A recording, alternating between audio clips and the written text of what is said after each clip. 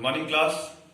तो आज हम लोग की जो क्लास है वो पॉलिटी पे है, क्योंकि bank, SSC, railway, UP police, ठीक है, और लेखपाल की वैकेंसी जो आ रही है हमारे 2021 में, हमारे बच्चों को पता भी है कि 2021 में जो अपनी योगी सरकार है, उत्तर प्रदेश सरकार, वो आपकी लेखपाल और यूपी पुलिस की वैकेंसी निकाल रही है। और ये जो वैकेंसी है इसमें जो पॉलिटी है यानी राजनीति शास्त्र जो है, इसका बहुत बड़ा रोल होने वाला है।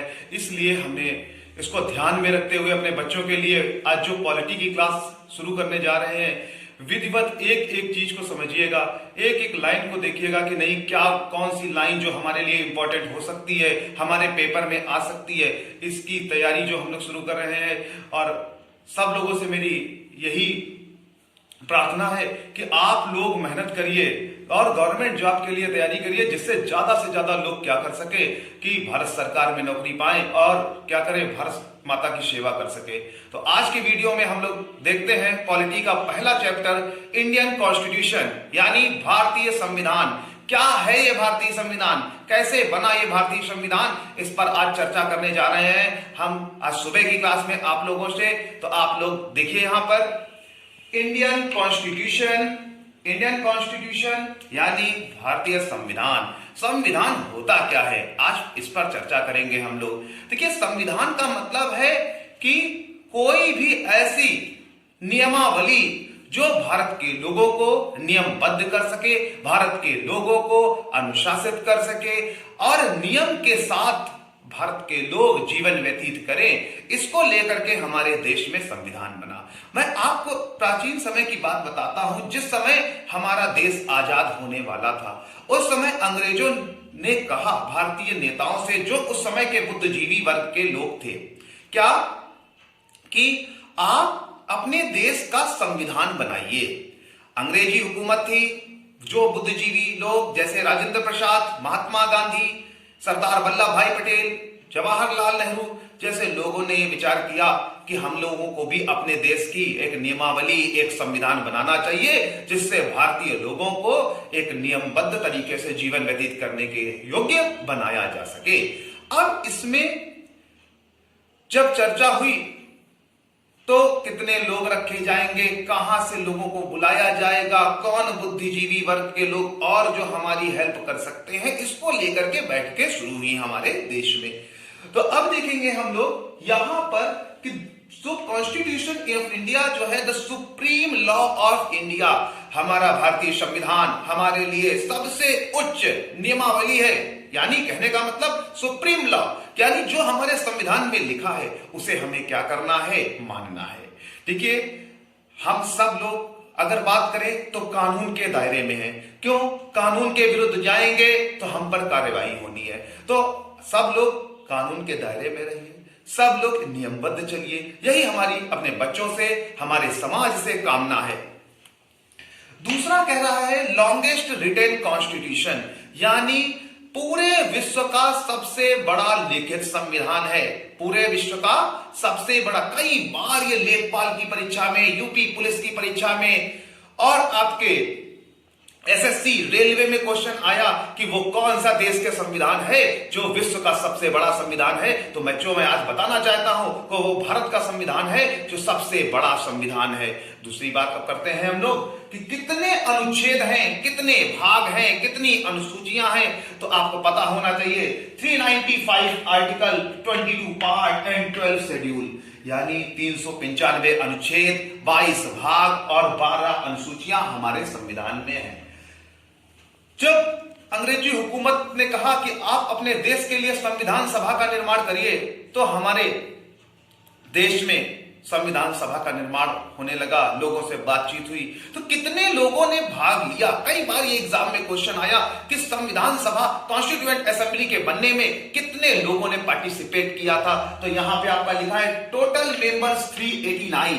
टोटल मेंबर्स 389 थे, जिनमें से रिप्रेजेंटेटिव फ्रॉम इंडियन स्टेट यानी भारतीय प्रांतों से सदस्यों की संख्या 93 थी। Total number of province members जो थे 4 थे। Total number of women candidate 15। कई बार ये क्वेश्चन आया कि वुमेन कैंडिडेट्स कितनी थी, 15।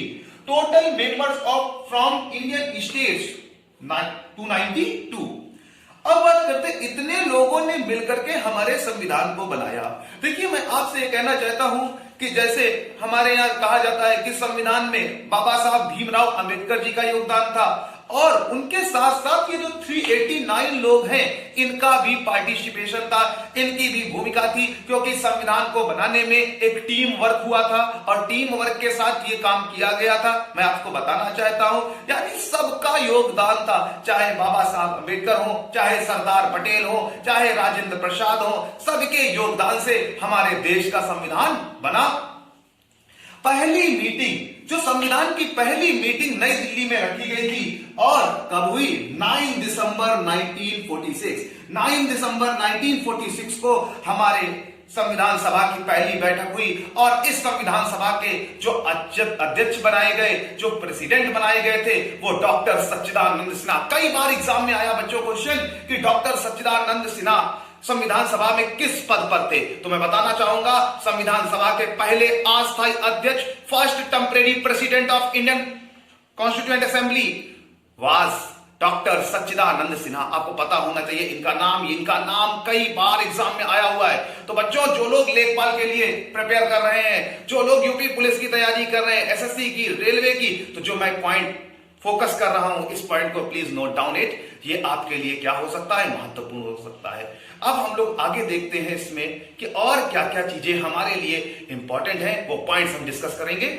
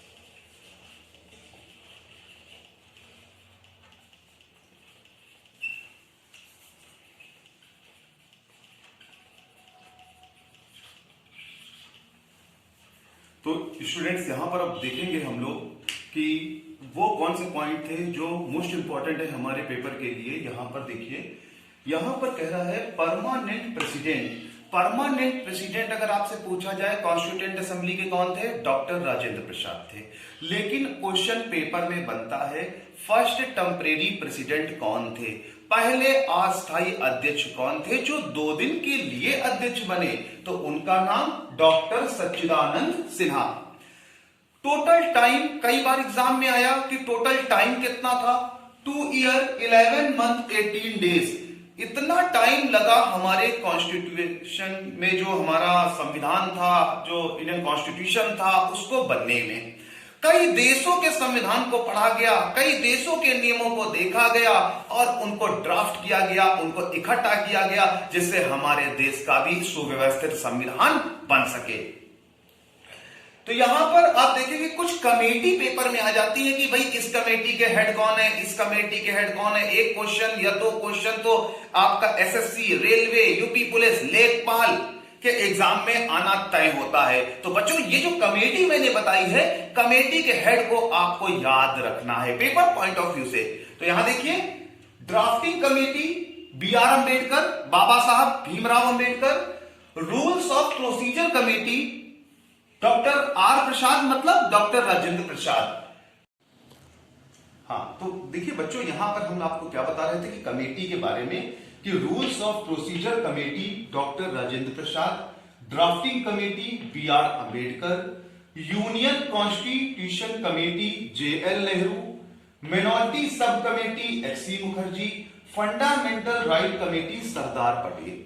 तो ये जो कमेटी है, इनको आपको लर्न करना है, आपको समझना है, क्योंकि इनसे पेपर में क्वेश्चन आना तय है।